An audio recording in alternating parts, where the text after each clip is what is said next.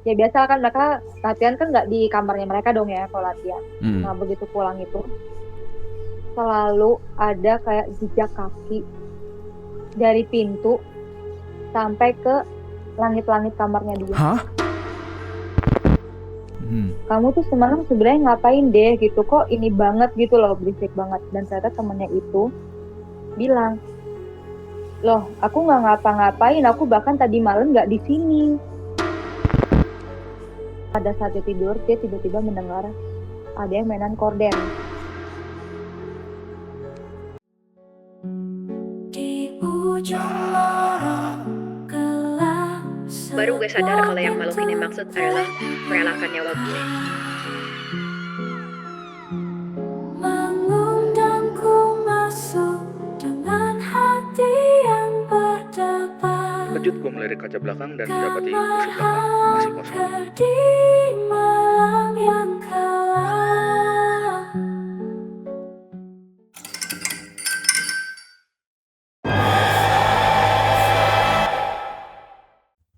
Selamat malam para penunggu kamar angker. Cerita kali ini hanya satu. Tapi walaupun hanya satu, ini merupakan cerita yang sangat seram tentang sebuah hotel angker di Jakarta dan kejadian-kejadian aneh di dalamnya. Cerita ini nggak gue bawakan, tapi akan dibawakan oleh teman gue Paula. Silakan Paula. Jadi temen gue nih, bukan temen, saudara gitu. Saudara gue ini kan penari ya. Dan dia tuh bukan cuma orang yang ikut kursus tari, terus setelah itu dia bisa pentas kemana-mana gitu. Bukan, tapi jadinya dia tuh memang kayak kuliahnya tuh dari S1 sampai S2-nya ini. Itu tentang tari-tarian gitulah, ya kan. Seni pertunjukan lah kayak gitu. Nah, dan lingkupnya dia itu udah bukan yang kayak kelas main-main tuh Bang. Emang yang kayak kalau pemerintah punya acara apa atau keraton punya acara apa tuh yang butuh penari, dia kayak bisa di-hire gitu lah. Diundang lah dia gitu. Iya. Nah, singkatnya pada tahun berapa ya waktu kemarin Asian Para Games itu. Nah, pokoknya pada masa itulah. Iya. Dia dan teman-teman kampusnya itu nari di situ, dari Jakarta. Nah, karena ini komunitasnya jumlahnya banyak gitu kan, orangnya banyak, jadinya akhirnya penyelenggara itu cari hotel yang emang bisa muat orang sebanyak itu gitu ya kan. Nah, lo pasti berpikir hotelnya hotel bagus ya kan? Sama, gue juga mikirnya kayak gitu. Ya seenggak-enggaknya bintang 4 lah, atau bintang 3 gitu. Plot twistnya adalah ternyata ini tuh hotel melati Bang. Hotel melati yang mana tuh bangunan tuh juga udah tua banget gitu, bukan hotel melati yang kayak di ruko gitu-gitu, enggak Bang.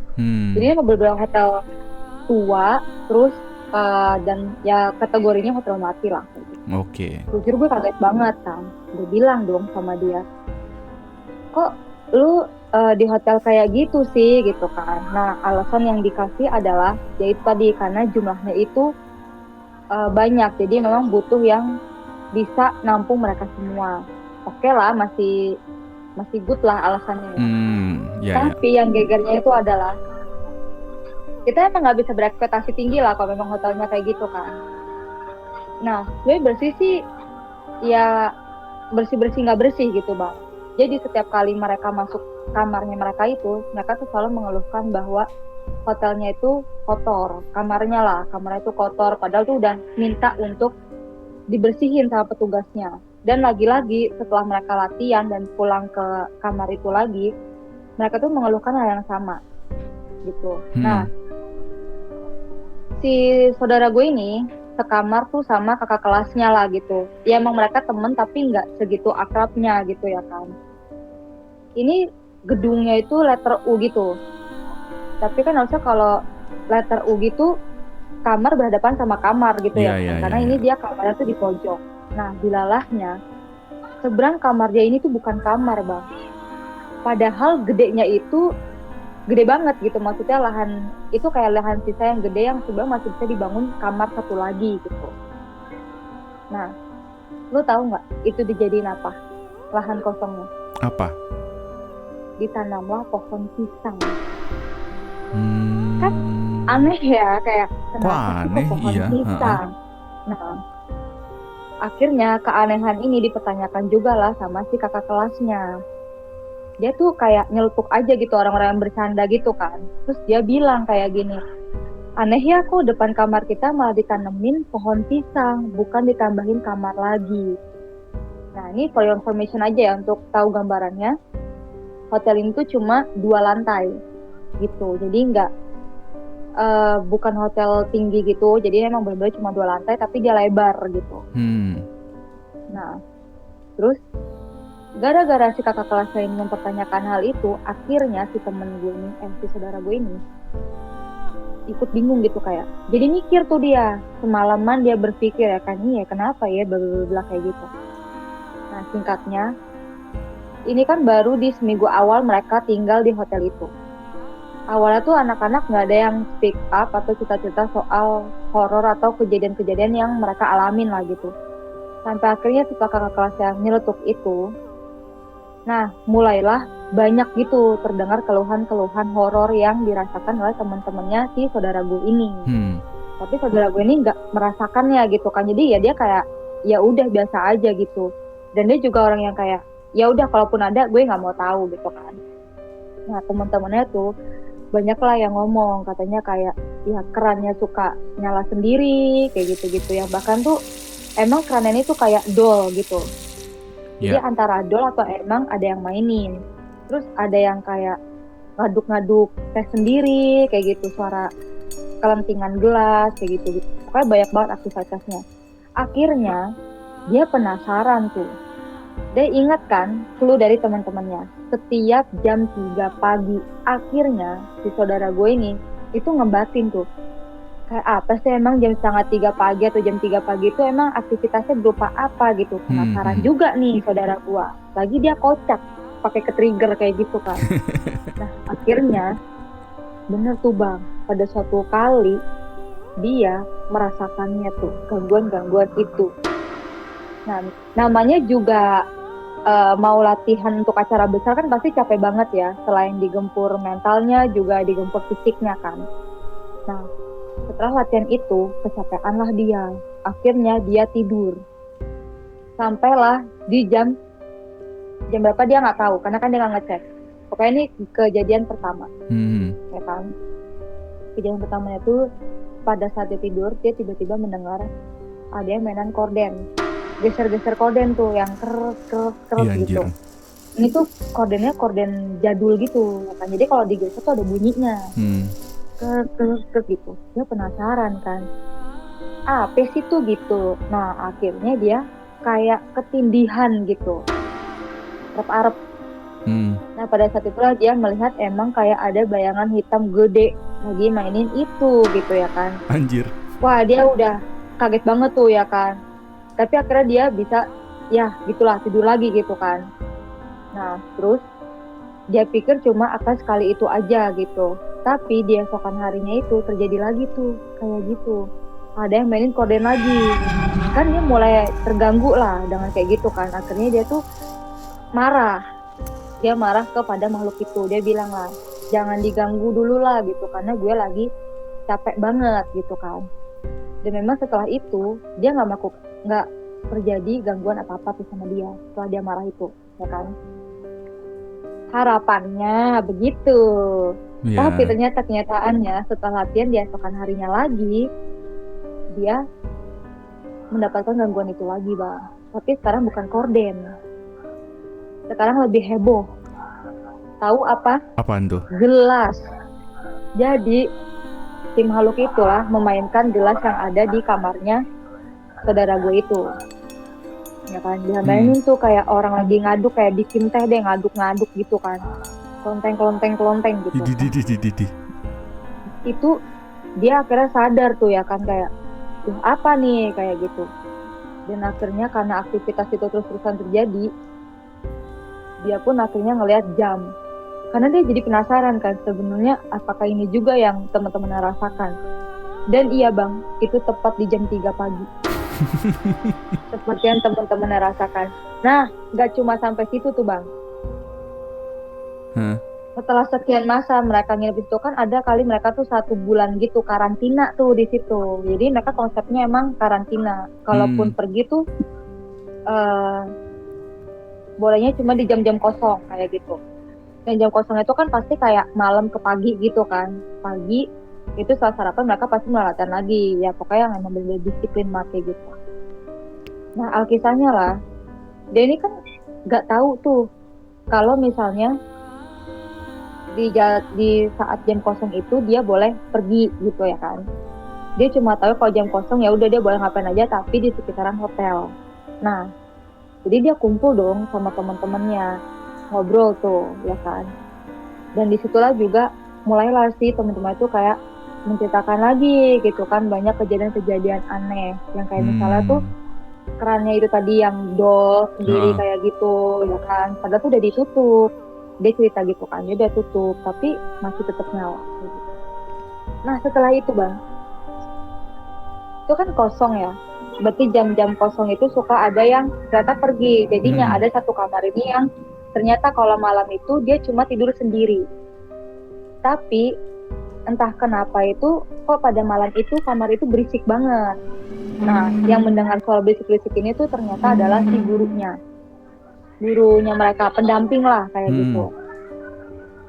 Nah, si pendamping ini marah dong. Sekalinya itu dia marah, karena biasanya dia nggak pernah marah. Dan akhirnya dia paranin tuh ke kamar itu, dia datengin ke kamar itu dan dia marah-marah bilang, "Dek, kok berisik-berisik ngapain deh?" Kayak gitu kan. Nah, terus si temennya ini keluar dengan muka bantalnya itu dan dia bilang kayak gini, "Pak, kenapa ya?" gitu. Dan dia juga bingung gitu loh bang, si orang yang dimarahin itu kok tiba-tiba si bapak ini marah sama gue gitu loh, karena alasannya tuh kamar berisik gitu kan. Loh, iya. Terus akhirnya si bapak ini bilang, "Loh kamarmu tuh berisik banget loh," gitu kan. Terus akhirnya si temennya ini bilang, "Bapak, saya padahal tidur loh dari tadi dan saya tuh sendirian." Nah loh. Mulai kan tuh. Terus akhirnya si bapak ini juga kayak bingung gitu kan, kayak maksudnya gimana deh gitu kan. Tapi ya udah karena sama-sama capek akhirnya dia kayak oh ya udah never mind aja gitu, dan akhirnya baliklah ke kamarnya kan si bapak itu. Nah kan bapaknya ini tuh kamarnya di lantai 1. Persis juga sama kayak kamarnya saudara gue ini di lantai 1 juga. Dan ternyata si saudara gue ini juga bilang kalau di suatu kali malam itu dia sering banget dengar kayak di atasnya dia, penghuni kamar atasnya dia tuh kayak geser-geser barang gitu loh. Suka geser-geser barang, pindah-pindah barang, pokoknya tuh aktivitas yang sangat mengganggu gitu. Ya pokoknya berisik lah ya. Banget, berisik banget, katanya kayak gitu. Nah, tapi ternyata setelah di cross check besokan paginya pas sarapan, dia tanya dong ke temannya yang ada di kamar atasnya dia tuh, "Kamu tuh semalam sebenarnya ngapain deh gitu, kok ini banget gitu loh, berisik banget." Dan ternyata temennya itu bilang, "Loh, aku nggak ngapa-ngapain, aku bahkan tadi malam nggak di sini. Aku tadi malam itu lagi ke tempat yang lain gitu." Nah loh. Jadi, bingung kan? Wah, siapa nih gitu. Nah, dan itu nggak cuma sampai di situ doang. Ada lagi nih bang, gongnya adalah kayak gini. Dia kan berdua tuh sama kakak kelasnya itu tadi, si saudara gue ini. Nah, mereka berdua itu punya kesepakatan bahwa toiletnya itu kalau udah selesai dipakai, kloset, dudukan kloset itu. Kalau udah selesai dipakai, itu langsung kan mereka sepakat tuh kalau nanti toilet duduknya itu udah selesai dipakai, pas lagi nge-flush itu tutupnya diturunin. Jadi kan klosetnya nutup gitu kan. Nah setelah itu dibersihin lagi, terus dibuka lagi gitu kan. Nah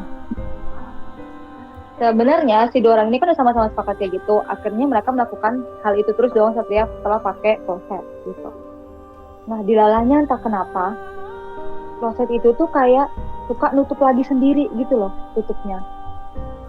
Nah akhirnya berantem lah tuh si sepupu gue ini sama kakak kelasnya ya kan. Kayak kakak kelasnya ini marah lah karena kan kita udah sepakat kok dilanggar gitu kan. Terus si saudara gue bilang dong, gue nggak ngelakuin apa-apa kayak gitu, gue melakukan sesuai dengan kesepakatan kita. Nah, tapi entah kenapa setiap kali setelah si saudara gue atau dianya pakai kloset itu, pasti kayak gitu tuh, klosetnya nutup lagi sendiri kayak gitu. Akhirnya berantem, akhirnya si sepupu gue ini bilang kan, ya udah deh, terserah aja kayak gitu kan. Pokoknya dia kayak cuma iyain aja dan dia minta maaf kayak gitu. Padahal sebenarnya ya bukan dia, dan kayaknya dia tuh tahu siapa sebenarnya pelakunya gitu kan. Nah, sampai pada suatu kali dia cerita lagi lah nih sama si temennya tuh cewek, kan dia cewek juga. Tapi si temennya yang cewek ini punya gebetan, yang mana juga ikut dalam pementasan itu gitu. Jadi kayak ya tinggalnya di situ juga lah gitu, jadinya tinggal di hotel yang sama itu gitu kan. Tapi si cowok alias gebetan temannya ini itu tuh indigo gitu lah, kayak bisa lihat gitu kan. Nah, lu tahu kan bang, sebenarnya orang-orang indigo udah suka yang kayak ngasih info tapi setengah-setengah gitu. Tapi yang kayak pas mau ngasih info tuh dia kayak mancing dulu nih si orang yang bersangkutan gitu, supaya kayak dia mengakui sendiri dulu gitu aktivitas horornya gitu kan. Baru dia akan menjelaskan. Nah, akhirnya kejadian tuh bang kayak gitu. Si cowok ini nanya ke sepupu gue, kamu tuh suka dengar atau lihat aktivitas apa gitu nggak sih di yang horor di kamarmu kayak gitu kan. Nah, sepupu aku tuh karena udah males, jadi dia bilang kayak enggak sih. Dia bilang kayak gitu tuh. Terus si cowok ini akhirnya bilang, masa sih kayak gitu ceritanya. Nah, terus entah kenapa sepupu aku ini tuh kayak akhirnya penasaran juga ya kan, karena kan si cowok itu dan temennya itu kayak berdua tuh saling menceritakan horror experience yang mereka rasakan gitu kan di situ. Akhirnya kayak sepupu aku tuh join ngobrol, dan dia bilang sebenarnya kenapa toh kayak gitu. Dan akhirnya si cowok ini tuh bilang, kamu tahu nggak, sebelah kamarmu itu, bukan sebelah sih, tapi pokoknya deket kamarmu itu kan ada lorong, kamu buka aja pintunya. Dia bilang kayak gitu. Padahal tuh di pintu itu ada tulisannya karyawan dilarang masuk gitu kan katanya. Nah, terus selain karyawan gak masuk ya benar gitu. Nah, aku nih kayak jadi penasaran lagi kan, emang di balik itu ada apa di balik pintu itu. Dan ternyata kayak gini, ini kita dari cowoknya ya. Jadi kemarin gue video call sama temen gue yang juga indigo. Pas gue lagi video call itu, kerekamlah sisi itu. Akhirnya dia minta untuk dicari tahu lah, itu sebenarnya ruangan apa sih kayak gitu. Soalnya kok kayak gelap banget gitu. Dan akhirnya dia pun membuka pintu itu. Dan ternyata tuh emang lorong yang ujungnya tuh gelap banget gitu katanya. Dan tahu nggak ternyata di situ ada apa? Itu adalah lokasi bekas pembantaian.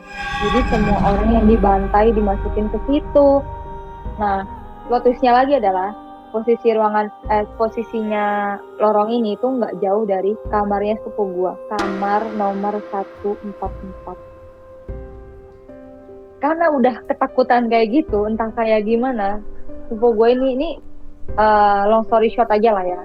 Setelah dari karantina itu, sepupu gue tuh kayak melihat lagi review hotel itu gitu di Google Maps kan.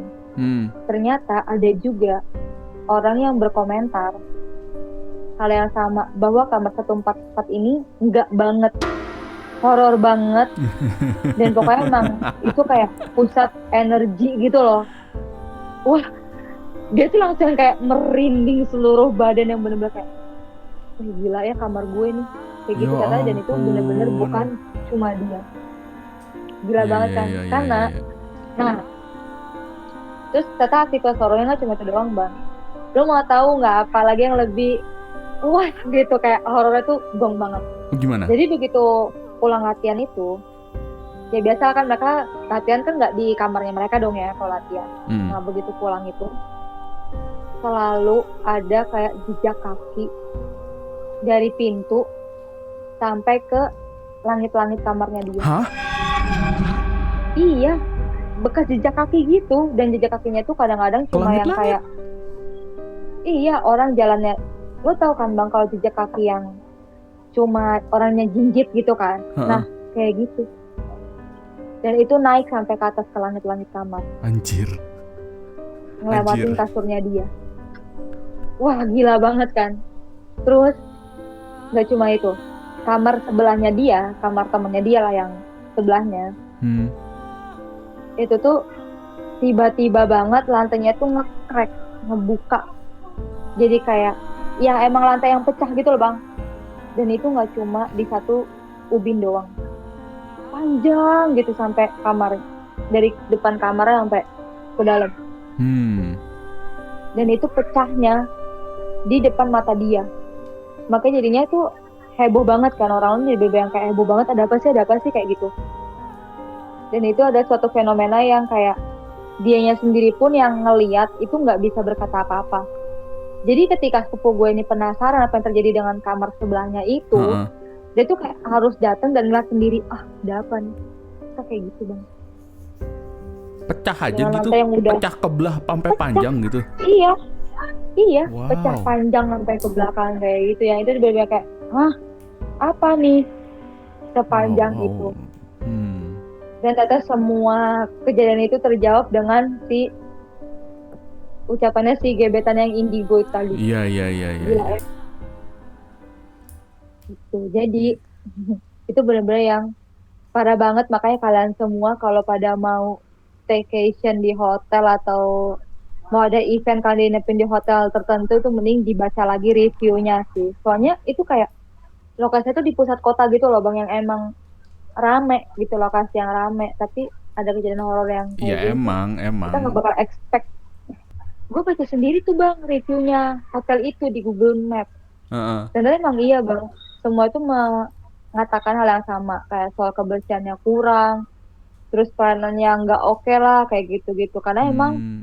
sepupu gue itu juga cerita ketika mereka mengeluhkan soal kebersihan itu dan minta petugasnya bersihin, kok petugasnya tuh kayak mau nggak mau gitu bersihinnya kan. Jadi itu kayak itu udah kecurigaan awal, tapi yang kayak oh ya udahlah Ya gitu, nggak ada udahlah, ke emang arah. mungkin orangnya males aja gitu kan ya. Bener, maka jadinya kayak oh tapi kayaknya ini kejadian horornya tuh kayak udah sering terjadi gitu, apalagi yang menyangkut kebersihan. Makanya mereka jadinya kayak ogah gitu. Makanya ya elah ginian lagi anjir. Petugasnya males. Ih, persis kayak gitu. Ya, Dan ya, makanya ya. tuh udah gokil banget sih pas gua cek lagi reviewnya, gua baca bareng sama dia juga dan ternyata emang benar ada yang Jejak mengeluhkan kaki sampai soal. langit-langit sih, nyebelin Iya, banget itu sih. Gila. ih bener bang. Dan itu tuh kayak nggak cuma sekali gitu, tapi kayak bisa 2 kali dia mengalami hal kayak gitu, dan itu setiap kali pulang latihan. Jadi emang bener-bener pas kamar kosong tuh semua kejadian itu kayak terjadi gitu, kayak semua aktivitas ada aja gitu kelakuannya. Perlu ada pembersihan tuh hotelnya tuh. Tapi kayak susah deh bang, soalnya kan itu udah bekas tempat pembantaian. Oh iya, ngomong-ngomong soal bekas tempat pembantaian, lu tahu nggak kalau Lawang Sewu tuh sekarang dibuka ininya, basementnya. Iya lagi, kita penelusuran kali ya ke sono ya. Nah, ya suatu saat lah ya. Kita ke sana gitu. Ngeliat-liat. Boleh sih. Ya udah Kata gue enggak sih. kayaknya segitu dulu kali ya, Pau ya. Yap. Oh iya. Sorry, ini bonus ya. Jadi gue nggak tahu nih mau curhat kemana, soalnya gue doang yang ngerasain sial. Jadi gini, kemarin waktu gue ngedit salah satu video dari channel kita tuh, gue kan pakai itu ya, apa, penambahan caption ya, fitur penambahan caption. Jadi auto caption gitu, captioningnya kebikin sendiri. Nah, waktu gue bikin auto caption di salah satu video itu, udah tuh bener bagus, apa, suara kata-katanya pas gitu. Sampai ada satu bagian, di bagian yang harusnya kosong, itu ada satu kata, cuma satu kata itu. Tulisannya, Apa tuh? tulisannya hi. Gue nggak tahu itu captionnya emang error di situ atau gimana. Tapi di tempat yang harusnya nggak ada suaranya, ada tulisan hi di situ. Gue langsung ngebatin, anjir, apa sekarang kamar angker gue beneran angker? Bang kata gue iya sih, beran angker sih. Gong ini mas ceritanya. Udah gitu doang sih, gue pengen curhat aja. Soalnya kemarin gue sampai mencelos sendiri gitu. Anjir, kok ada hi-nya? Apa gue bales hi gitu sih. Tapi sering tahu bang kayak gitu. Mungkin kita nggak dengar suaranya, tapi kayak ada yang ngomong hai. Makanya jadinya kedetek di captionnya gitu Auto loh. captioning iya ya kali ya. Gue nggak Iya. tahu. Soalnya Sebenarnya kayak ada. benar-benar spesifik banget kata hai gitu. Iya sebenarnya ada satu lagi sih, hai sama apa gitu, cuma gue lupa. Jadi di video berikutnya cuma 2 kali ya. Jadi captionnya error itu cuma 2 kali di video sebelumnya, di hari sebelumnya, sama di hari berikutnya. Ada satu lagi kata tapi gue lupa yang berikutnya itu kata apa. Coba gue inget. Tapi ya udahlah, cukup begitu aja. Gue pengen curhat aja itu, soalnya gila itu sih aneh banget. Kosong soalnya kata nggak ada. Beneran sih.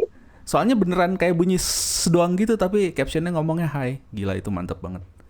Hmm, Ya udah segitu terus deh dulu. bang, lu jangan horor-horor deh bang. Terlalu horor ini. Ya udah segitu dulu aja dari gua sama Paula ya Pau ya. Eh sampai kalau masih pengen menikmati konten-konten horor kayak gini, kita masih punya banyak. Jadi bisa di subscribe sama like sama komen aja kalau ada punya cerita-cerita serem juga. Mungkin kita akan bacain suatu saat kalau ceritanya menarik ya. Ya udah gitu Iya, aja. exactly. Have a nice nightmare.